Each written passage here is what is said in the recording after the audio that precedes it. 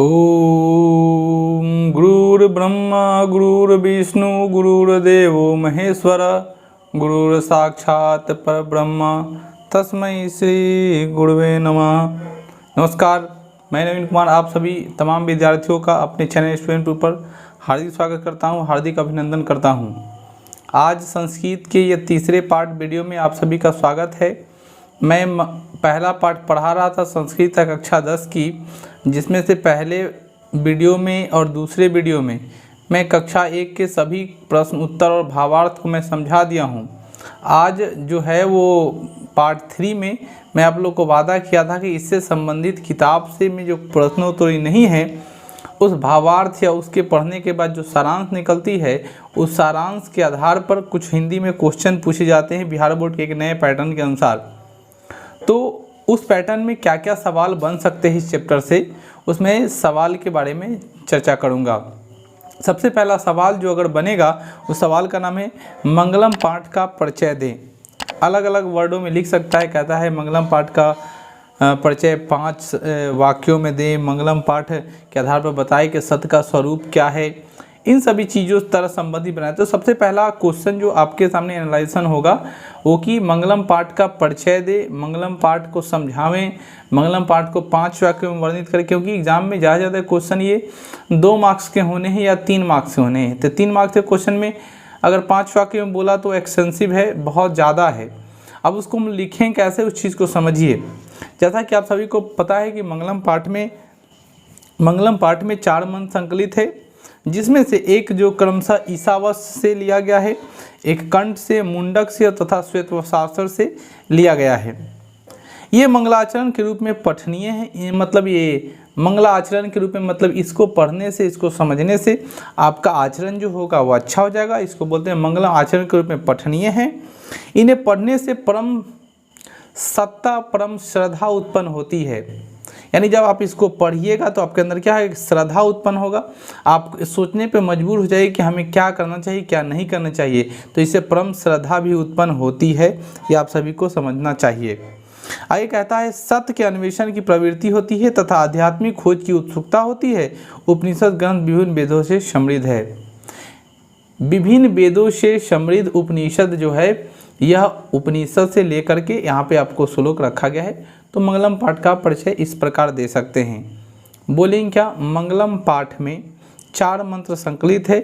एक ईशावास्य से, दूसरा कंठ से, तीसरा मुंडक से और चौथा श्वेतवस्त्राकर से नामक उपनिषदों से संकलित है। उपनिषद जो है वो वेदों का एक स्वरूप होता है, या उपनिषद ग्रंथ विभिन्न वेदों से संबंधित होता है। जो वेद हम सभी का, जैसा कि आपको बताए थे कि वेद 4 होते हैं, ऋग्वेद, सामवेद, यजुर्वेद और अथर्ववेद। इन चारों वेदों में से, इन सभी वेदों से उपनिषद को लाया गया और उपनिषद का संबंध इस वेद से है, इसीलिए मंगलम पाठ की महत्व बढ़ जाती है। तो ये मंगलम पाठ का परिचय दीजिएगा। अब दूसरा सवाल कि सत्य का मार्ग कैसा है। तो हम आपको बताए थे कि सत्य की जय होता है, असत्य का पराजय होता है। सत्य का मार्ग विस्तृत है, सत्य का मार्ग बहुत बड़ा है, सत्य का मार्ग विस्तृत है, इसीलिए हमें सत्य को अपनानी चाहिए।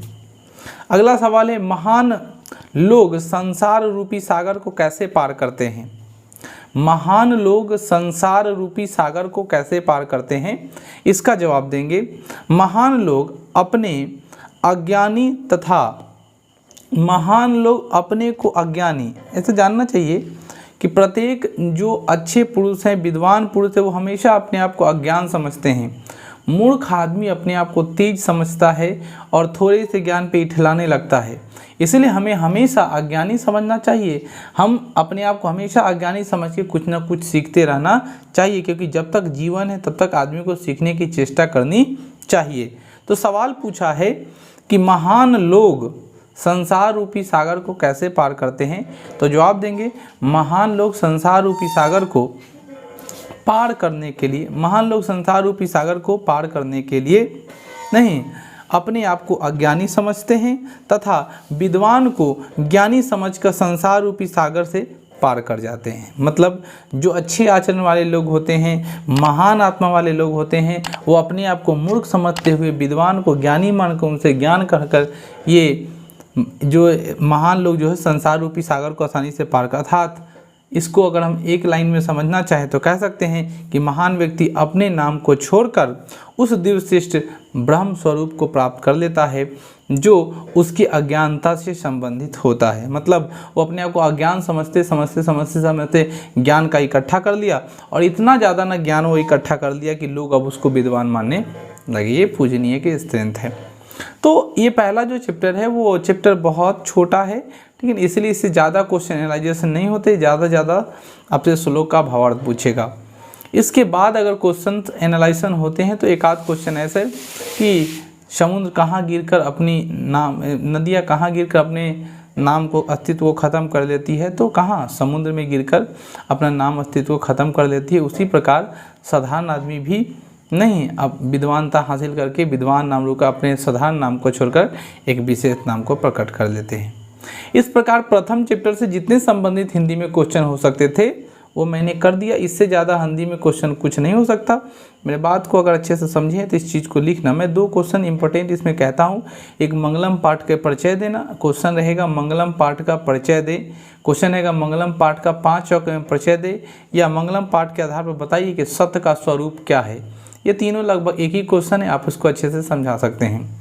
दूसरा जो क्वेश्चन है, महान रूपी लोग संसार को सागर को कैसे पार करते हैं, तो मैंने आपको बता दिया कि महान आत्मा वाले लोग या महान आत्मा वाले लोग अपने आप को अज्ञानी समझकर, विद्वान लोग को साक्षी मानकर, ज्ञानी समझकर ये संसार रूपी सागर को पार कर जाते हैं, अर्थात वो अपने साधारण नाम को छोड़कर विशेष नाम को प्रभावित कर देते हैं या पकड़ लेते हैं।